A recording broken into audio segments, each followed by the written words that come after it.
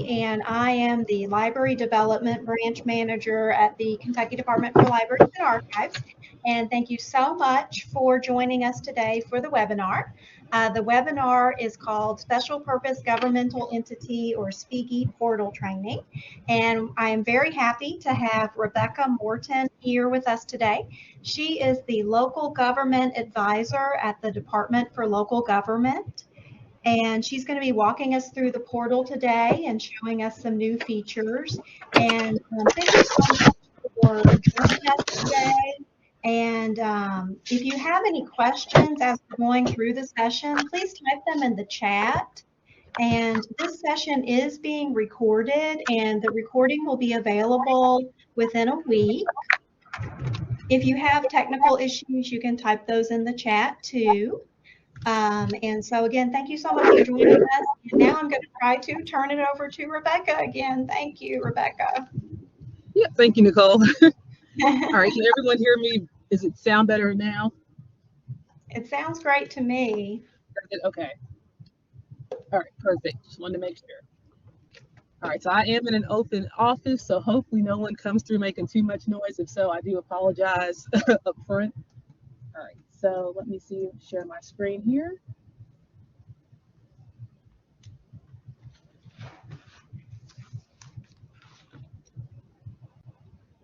All right, and you should all now be seeing the SPGE website that you all should be familiar with now, but if not, no worries. We will cover everything you need to know.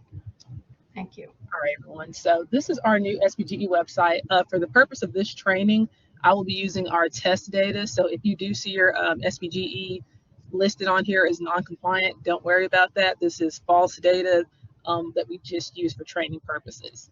And so this is our home page, well, our login page as of now. You'll have your email address at the top, your password here on the bottom. Someone's only seeing a black screen.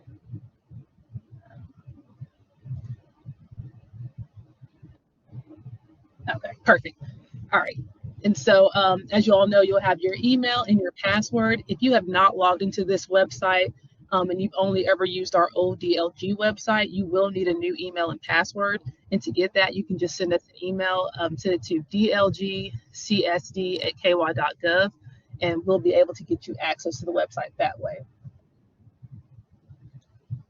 All right, and so on here, if you ever forget your password, once you've logged into this website, you'll just go to click Forgot Password. It's going to slowly open up a new window for you. There we go.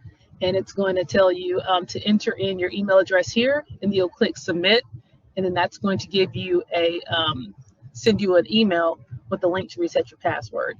And then to get out of this section, to go back to the other window, you're just going to click SPGE at the top there. All right, now the recent email confirmation, this is only needed when you have already logged into the web, or excuse me, before you logged into the website. This will be after you have sent us an email to request access. In order to get into the website from that point, you will need to click a verification link in that email address, in that email. And so those expire after 24 hours.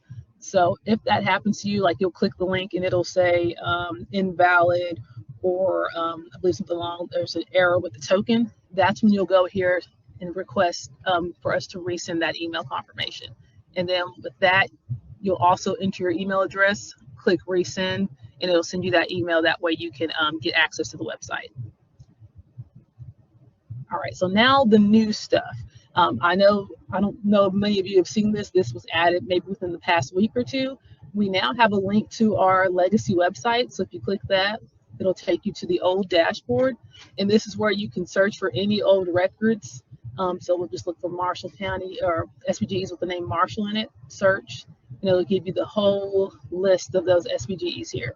This is now the only way you can get to this page. So you'll have to go to this website first, click the Legacy SPGE site, and it'll take you to this page. Now, and I'll just give you an example here. If you go to the website just using the URL, you'll go down here. If you click SPGE Public Portal, it's going to take you right back to our new website. So that's why I say in order to get to the SPGE page where you used to access the dashboard, you'll have to go on our new website, click the Legacy SPGEs link, and then that'll take you here. So that's the only way you can get there now. All right, and then back on this website, we actually now have the public portal. So yay, I know everyone's going to be happy about that. So I know in the past, a lot of SPGEs used to use our website when you have to do your financial publication. So you would list our website as a place for the public or anyone to come see your documents. You can now list that again because they can all use this public portal to see your documents. So I'll take you through that really quickly. So you'll click that link.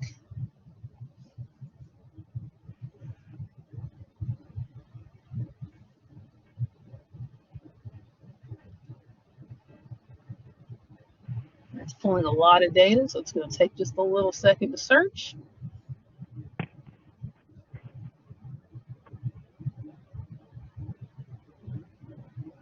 All right, there we go. And so again, don't be alarmed if you see your district on here, which I don't think you will. All this is old data. And so now this is what the public will see when using the public portal. You all are free to use this as well if you want. And so all the public will do is they have the option to search here in the search box, like you all as well. Let's see here. Oh, no one can hear me? No. Let's see. All right, can you all hear me now? I hear you. Okay, good.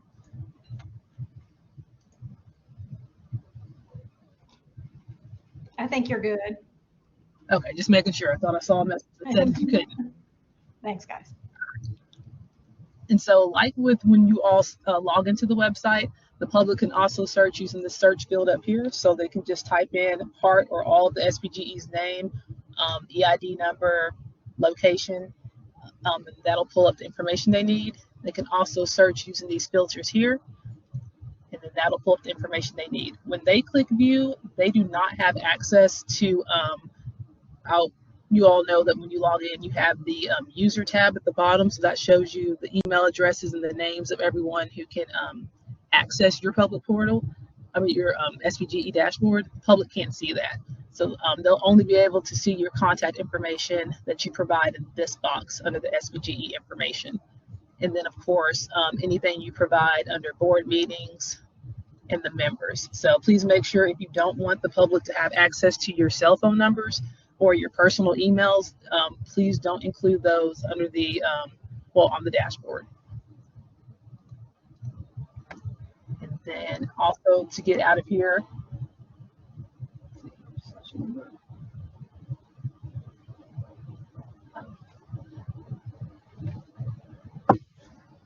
all right, then to get out of here, we will go to the login page. All right, and then two other features we have on the website. We also have a guide showing everyone how to use the public portal. So if you click that link, it'll take you to a PDF form, and it just breaks down everything, showing everyone how to use the public portal. And we also have on our Help Center, there will be a video posted explaining in depth how to use the public portal as well. But of course, on this on the help page, we also have training videos. There will be more posted on here. But anyone wanting to go back and watch any trainings, you can watch the extensions one. It does cover everything for all SPGEs, so you all would get good information from that as well. And of course, this training we're doing now will be located on the library's website and I believe YouTube page. You have our contact information here. Then also resources, and this is just more links to take you to the previous DLG website. We also have links that'll take you to KRS sites, regular sessions, LRC, and then of course all of our staff information here at the bottom. And then of course, as always, to get out of a page, you just click the SPGE here at the top left.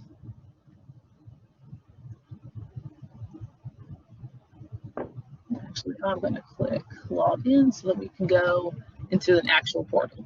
So again, to log in, you'll just enter your email address, password, click log in. All right, and today, and this is how, once you log in, any SPGE that's associated with your account will appear on your dashboard here. And so today we're going to look at Boyd County Library District. Again, very old, not up-to-date information. Boyd County, if you're on here, please don't freak out. None of this is accurate. We know you all are in compliance. This is just for testing purposes. All right, and so anytime to enter an SPGE's dashboard, you'll just click View beside the name. All right, and then of course, all of your open tasks will appear under the open tasks section.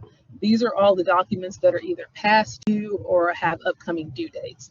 And with all these documents, View will appear beside the document that must be submitted first. So you can't go down to the registration fee before you've done the registration form. You can't go down to the actuals because it always goes in order. So we also have, your closed task section. This is all the documents you've already submitted. Some of them you cannot see, that's with the NA, and that's only because we haven't been able to transfer that data yet. I do believe they're going to transfer it. I just don't know when. But if you, need that information, just send us an email and we can see if we can find it and send you an email copy. That way you have it for your documents. And of course, to view the document. If he wants me to, then I will, yeah. And that'll give you that information. And then of course, to go back, if you want to stay on this page and don't want to go all the way back to the main search engine, you will just click the SPGE's name. All right, and then of course you all know about the SPGE information. You can edit this data at any time you need to. You'll just click the edit tab here, and that'll let you update your types of services, your boundaries, address, phone number, and your contact name. This contact section here, whenever we send you all email updates informing you of when a due date is upcoming or you've missed the due date, it's going to go to whoever's email is here. So just keep that in mind for whoever you want to receive those emails. Of course, we can have multiple accounts for each SPGE. So if there are like 5 different employees who need to log in, you can each have your own account under separate email addresses, but only one email address is going to receive the notices we send, the email notices. So just keep that in mind. And you can always update this anytime you need to. All right, then of course your oversight agencies. So whenever you need to update that, you'll just click edit here. And then if you want to add a new record, you'll just click add new record, enter the applicable information, and click update. If you ever need to edit, you'll just click edit here, change any information you need to, and then click update again. So we're going to leave that alone. And then if you need to delete it, of course, just delete it. And it will ask you, if you're sure you want to delete that. So in case you accidentally click it, you have a safe there. All right, and then cancel to get out of that. And then we also have down here your board meetings. So anytime that changes, you all could go in here and update it as well. I know we've had questions in the past regarding the video conference URL. A lot of people have issues entering that. Whenever you include one, you have to put HTTPS with the colons and the / before you enter the rest of the URL. Otherwise, it won't take your entry. So a lot of people run into that issue, so just keep that in mind as well. All right, then we'll go down here to your board members, of course, and it's similar with the oversight agencies tab. You'll click edit. If you need to add a new record, so completely new entry, you'll just click add new record, enter the information, and then update. If you need to edit the information, click edit, and then update as well. Or if you just need to completely delete it, you have that option also. All right, so now we have the Documents tab. So this is where you all will upload all of your audits, any attestation engagements. I do believe we also have, okay, no, we'll show that. So yeah, and so to do that, you'll just click, like I did, the edit button. You will click Upload Document, and then you'll select the document type. These are all of the different types that we have on here now, but for your purposes, you should only need, I don't know if any libraries have done an attestation engagement or need to, but mostly you only need to do the affidavit, maybe attestation engagement and audit. And the affidavit is just in the cases where, as y'all know, we have the option now that if an SPGE for some reason is going to be late on some documents, if it's an extenuating circumstance, we do have an affidavit that you can complete, and that will, depending on the circumstances, let us push your due date back a little bit. And so that would be submitted here. But we'll go ahead and do an audit for this example. And then you'll enter your fiscal year 2018, and then you can just select PDF and then upload your document by double clicking. And then it'll say upload. Now, if it's too large, that happens sometimes, just let us know. Sometimes you can email that to us and we can reduce the size and upload it. If it's also too large to email to us, just let us know that as well, and we can figure out how to help you with that. Rebecca, we did have a question in the chat. What if we have already emailed our audit for 21-22? Would that what if they emailed that year? If you've already emailed it, if you have a copy, please just go ahead and upload it online. We most likely do not see the email, and it won't count as being submitted if it's emailed as well. Okay, so basically they need to submit it in the portal. Yes, ma'am. Okay, thanks.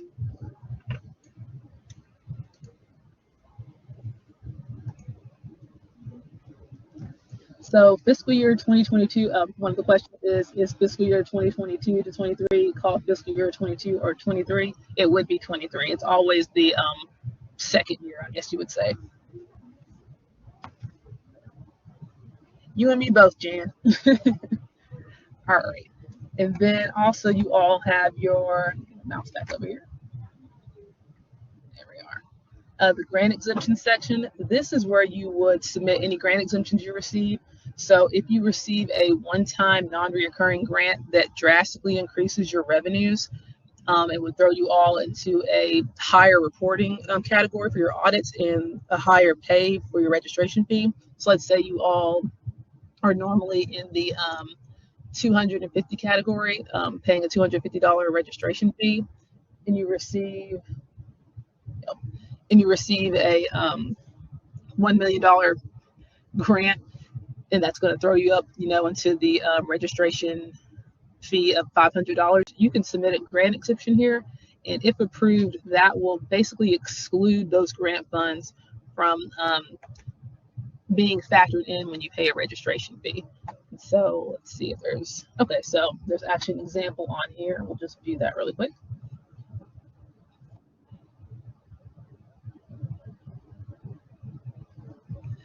All right, and so you'll enter your contact information, and that's going to be whoever we send the approval or denial email to, or if we need additional information, it'll go to whoever's email address is listed here. Then we also have here, you'll enter your grant information, so the source who you got the grant from. Under purpose category, that's what the grant is being used for. And then the purpose is, again, what it's being used for. So a little more detail. So let's say grant source could be, I can't think of one for libraries, actually. With fire departments, airports use the KYTC. They might use it for, let's say, rehabilitation, and then further detail, maybe runways. I think for libraries, I've mainly seen you all maybe use it for parking lots, and I think to purchase a van, I think is usually what I've seen. So that would be an example of that. Then you put the date the grant was received, the amount that it was received for, and if it was paid out during multiple fiscal years. And so if it was paid out in multiple fiscal years, it'll just, you'll click yes, and it'll give you more fields to enter, and they'll pretty much have you enter how much you spent or received in that fiscal year and which year it was, because we break it down as the total amount will be subtracted from your total revenues for the initial fiscal year, and then each amount spent will be subtracted from your expenditures. Full of what, Jan? I think she's asking about the grant exemption form, if it doesn't change the registration fee. Correct. If it doesn't change it, you do not have to mess with it. That's only if it's going to affect your registration fee amount or your audits. Because I know if you usually submit an audit once every 4 years, and that grant throws you all into a higher category, and you have to submit one every year, we'd recommend that you submit a grant exemption. That way you wouldn't have to do that as often. And JC asked, do we have to upload back years or just going forward? I'm assuming he's talking about the audit there. If it's referring to the audits, yes, go back. All the audits you have starting with 2015. Yep, okay, the audits. Yes, all the way back to 2015 if you have them. So the 2015 fiscal year, which started in 2014, you would upload that going forward. And correct. Okay. Yep. And actually, now that you mentioned that, that's another feature they're working on with the website. As of now, it doesn't tell you all when your next audit is due and what the audit requirement is, but I believe sometime this year it will tell you that.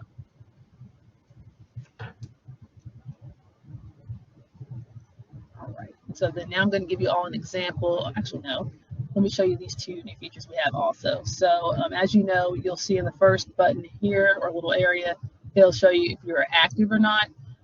And then this is going to show your compliance status. We also have a note section now. And so this is just where we will include any important updates regarding anything going on with the district. So we had some that were affected by the floods and the tornadoes that happened a few years ago. That information will be found here. Any, fires, anything like that, we put those notes up here. So that way you all would have access to it, and the public if, it's something that they need to know about.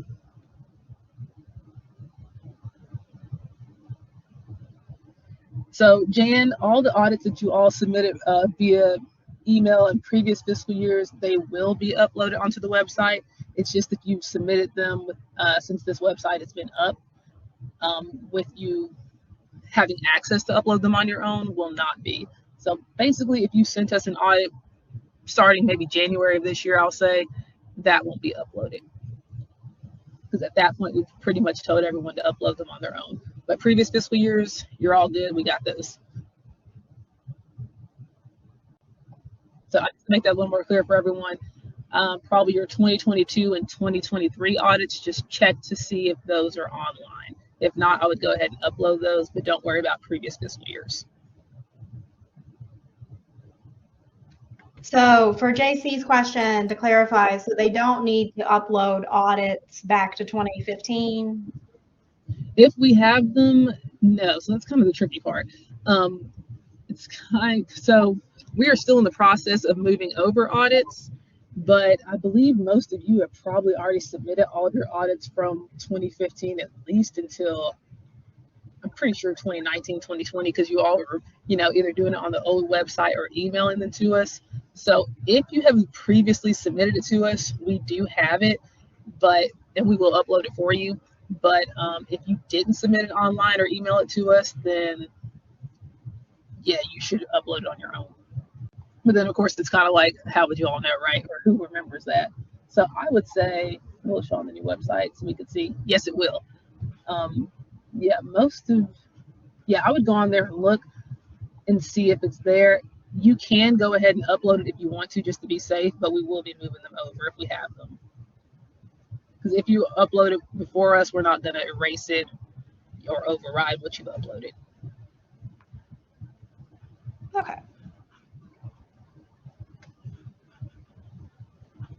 Okay, so right now you're still in the process of transferring audits over. So if, say, for example, a county goes in and they only have like one audit, but they know that they've emailed you the previous audits back to 2015, they should just wait until you're done with the process of transferring them over to make sure that you've got them. Correct. Or if you want to, because I know it bothers someone to see all those blanks and you've already submitted it, you can go ahead and do that. We won't override it. And upload it. Okay. Yeah, correct. Okay.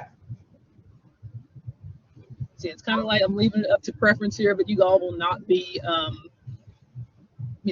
penalized for not having those up there, because once our system does start to tell you when the audits are due and what's required, I believe we're giving everyone a grace period to get all of that in, just because we know it's going to take, some time for everyone to go on and look and see what's missing and upload it.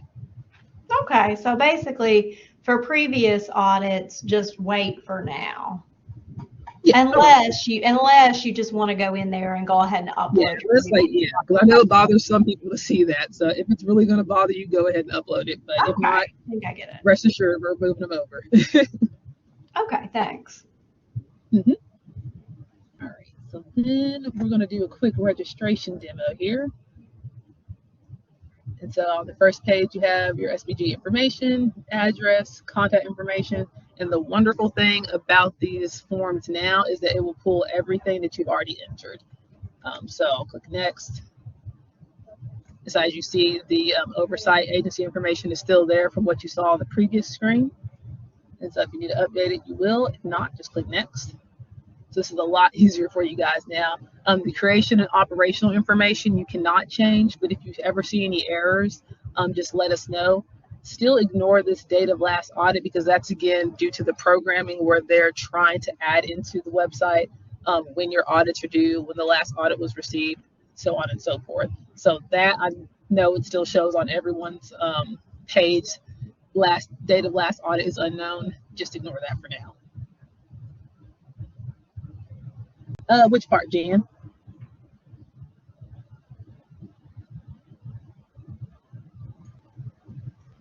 The audits, Jan?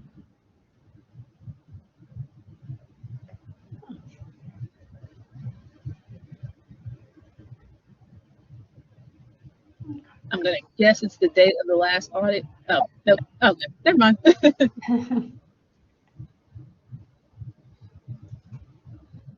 All right, so then here is the registration fee.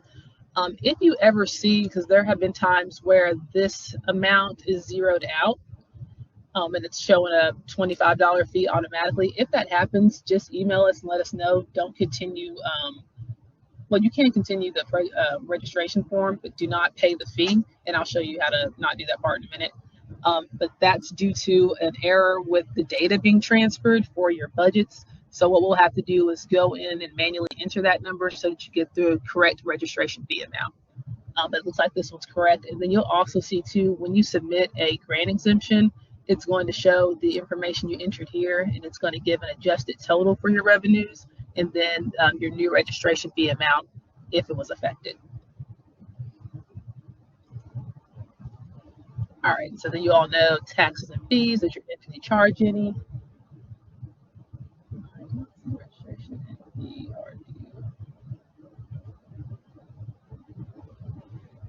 Cindy, if they're not on there, it's possible that it was already completed. Does anyone else have access to your SPGE dashboard?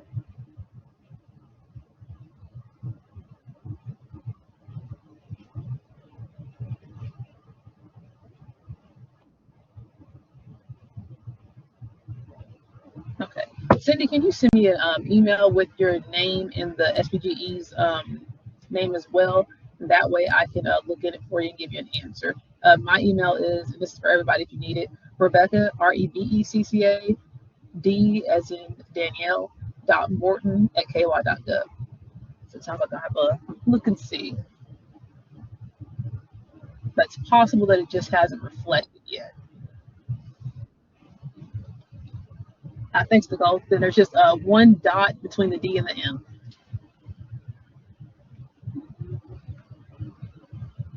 And then Julie.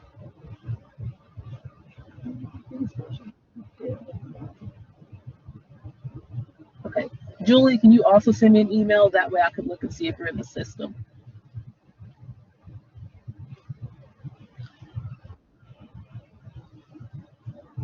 All right. So then if you all, taxes and fees, if you click yes, it's going to have you enter any taxes and fees that you all collect. And then no if you don't. And then you'll click next. Then, of course, your board meeting information. No changes. You'll click next again. Board members. Next. And then a summary of everything. If you see any errors, you can just click edit. It'll take you back through, and then you can continue your process. And so since we're going to say this is good, submit registration. And this is when it takes you to the fee. So this is why I said if you see an error with the registration fee amount and it showed all zeros, you can still submit the registration form and get that out of the way. Just don't click view beside registration fee and submit it, because we'll have to fix it for you before you do that. So for this one, since everything looked fine, we'll go ahead and click that. So again, it's giving you the breakdown of what the sum of the year-end actuals were, grant exemption amount, and the changes to the new registration fee amount. And then we'll go to continue to payment.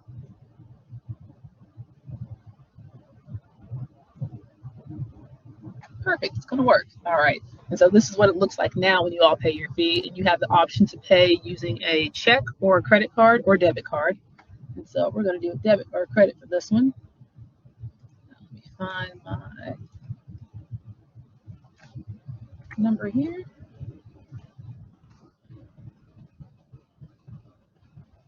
Enter your date.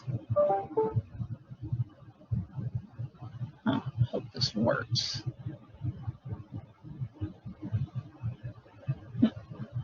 This might not work. We'll see. I don't think they gave me the right information to test this out. Let's see here.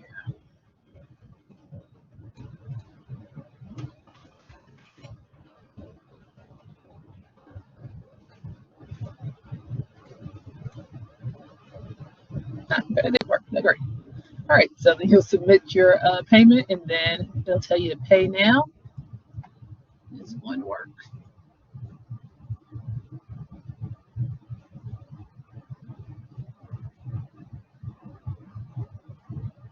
Okay, great. So that worked. So this is what you'll receive once your payment has been made. And then to get out of that, you should just be able to, oh no, of course, it took me to a whole new thing. So once you pay, it will take you out. So then you'll just click here to log in with ky.gov. And I think that should take us back. Let's see here. Nope, took me somewhere else. All right, well, do this the hard way.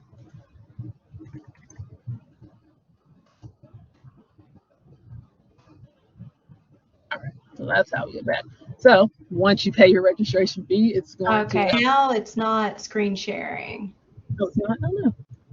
I think when you try to get into a different thing, it's got stop the screen sharing part. Okay, so the There part we go. I think missed them was once you pay the registration fee, it takes you to a completely different website. When you pay that, so to get back to the SPGE website, you'll just have to click the link again or enter the link, and it'll take you back. So now when we click view the fee, it did not take it. How annoying. Well, all right, since it did not take the fee, okay, there we go, perfect. So the fee has been paid, and so that and the registration form have both been moved down to the closed task section. And anything you've submitted on this website, of course, you can view. So this time you can look at the registration fee, and this is your proof of payment. You can print this if you need to. There are a few different ways you can print. One is clicking the dots up here, of course. Click print. You can also save this way by just clicking print. I usually change it to save as PDF and then save it that way. You can also right click anywhere and do save as or print that way. So that way you have this for your documents if you just, don't just want to keep it out on the website but want to save it somewhere on your computer. All right, so then now it'll be the estimates. And so then, of course, you will select yes or no if the budget was approved. If you select no, it's going to ask you the reason why it wasn't, and you'll just enter that there. So then, of course, you'll enter whatever your numbers are. I do believe you can leave cash receipts as blank. And then, of course, you all know that now you can enter your information, but if you need to leave for some reason, and then come back and do it later, just click save, and it'll leave that document here for you until you're ready to submit. So say, it's been a few hours, you want to come back and complete it, click view, your information will still be there. You click save, submit, and then that submits the document for you, and now it's back in the closed task section. All right, so then the actuals and amendments are the same way. Thing with the amendments now is if you don't have any, you can leave it all blank as you could on the old website, or you can enter zeros. It won't automatically turn into zeros on here. So you can enter all zeros or just leave it blank. Again, just preference. If it bothers you seeing all blanks but with a few zeros, you can definitely just go through and add zeros, but you don't have to. So then the actuals, just go ahead and enter some numbers. And then also too, you have these nifty tools on the side that gives you an example of what we're looking for in each section. So if you click those, it gives you like a little brief information, which is nice. Because I know you see this, a few times a year, we all forget. And then that catches it up, of course. The red up here will always show you past due items, and then upcoming items will appear in black font. So then these aren't due for a while, and it's all caught up. And so this will change whenever something's missing to non-compliant. And as you all know, once you are compliant, it'll come back to compliant here. And so that's basically it with the website. I mean, I know this is a lot easier than the old website, at least I hope it is. Let us know if it's not. We still have programmers working on things, so any suggestions are welcome. But does anyone have any other questions? Let's see if I can get back to the chat.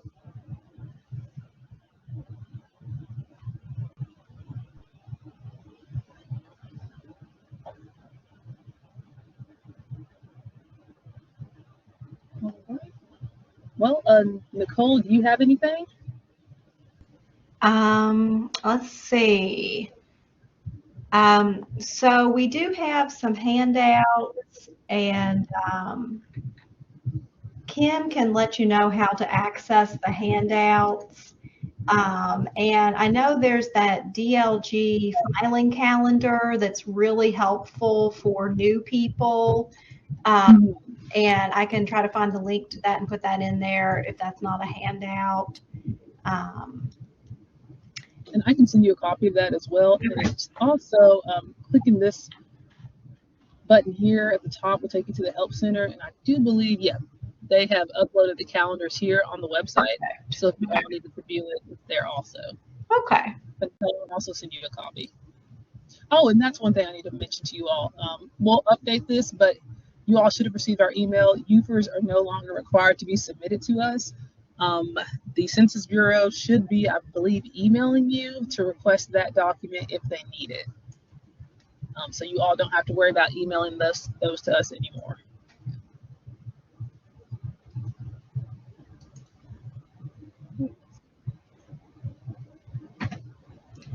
We have a question. Should only current board members be on this, or is it an exhaustive list under board members?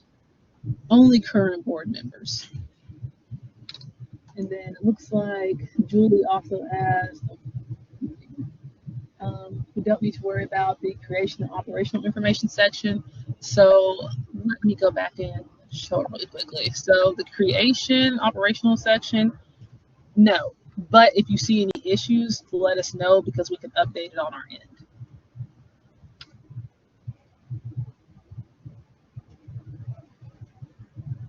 So Sheila asked if we don't see anything, or if we don't receive anything from Census about the UFER, don't worry about it.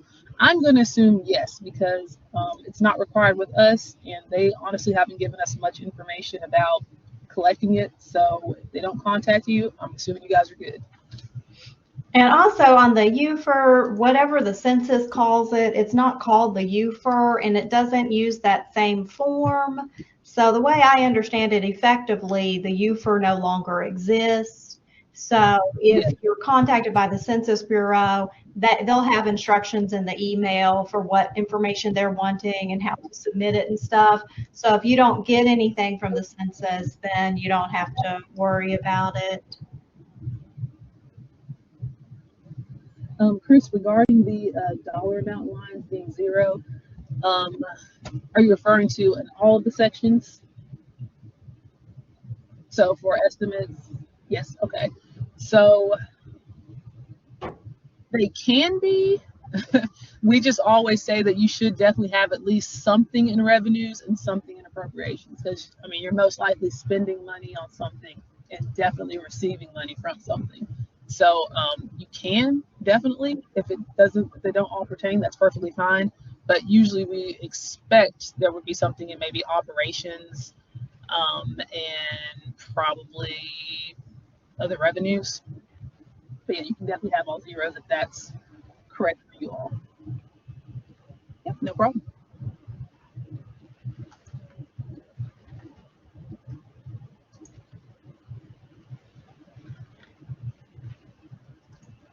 Okay.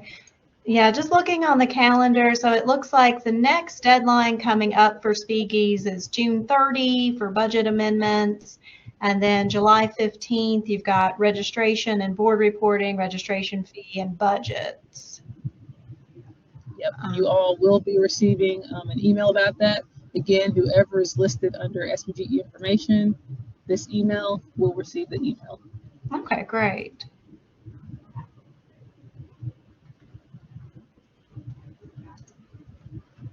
Audits are Julie asked when the audits due.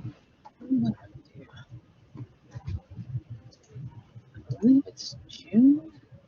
Let's see here.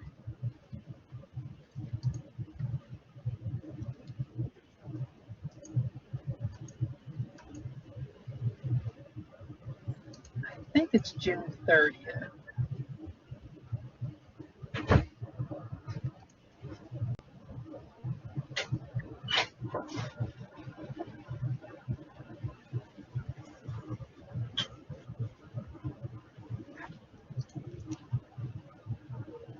Yeah, I believe audits are due June 30th. I'll check just to make sure. It's yeah, it's basically the audit should be completed no later than 12 months after the close of the fiscal year that the audit's for. And then it should be submitted to the DLG within 15 days of when you receive it, I think. Yeah. So most libraries do annual audits, but some libraries do audits every 4 years. So that's going to depend on when your audits, the fiscal year your audit's due for. So Wendy asked, how are the amended and final dollar amounts entered on the budget, by the amount of the change or by the final dollar amount? So the amendments, that'll be the change amount, and then the actuals, you will enter the final dollar amount. And Julie, yes, you can go ahead and upload your 2022 audit. And Wendy, did that help?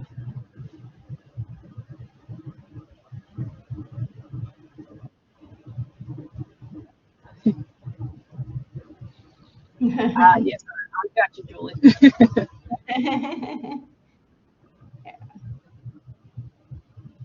Julie, did you send me an email too?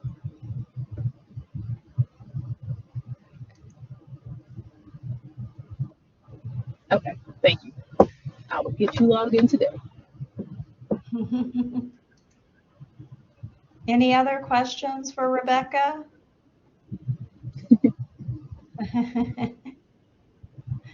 I do have a couple of concluding slides that I'll bring up, and one of them has Rebecca's email on it, so I'll share those now. Chris, amendments should show any changes, so just the plus or minus change.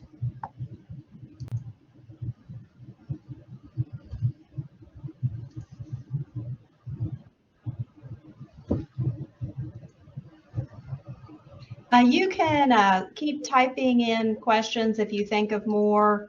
I'm going to go through my concluding remarks right now.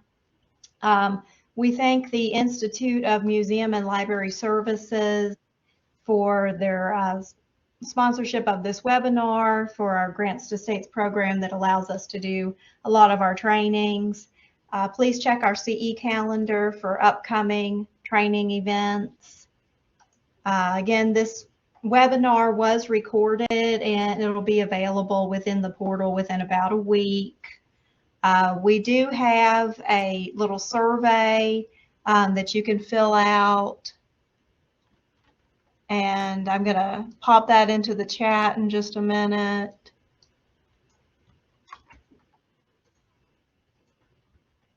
Okay, there's the link. Thanks, Kim. There's the link to the survey. On the slide there, you have Rebecca's email, you have my email, you have the link to the KDLA online learning portal. The handouts from Rebecca today are available in the course document section. And so you can access them. There's a folder called PDFs and slides on the course page for those. And if you're attending, if you're logged into the portal and attending today, you should get a certificate of attendance within 1 week under your learner's dashboard. Thank you so much, Rebecca, for sharing this with us today. And I think the portal's really great, especially compared to the old public portal. And I think it's a really great resource that I think is going to continue to get better as you all continue to implement different changes into the portal for that. So, but thank you all for attending. And if you've got any more questions, we'll check the chat one more time.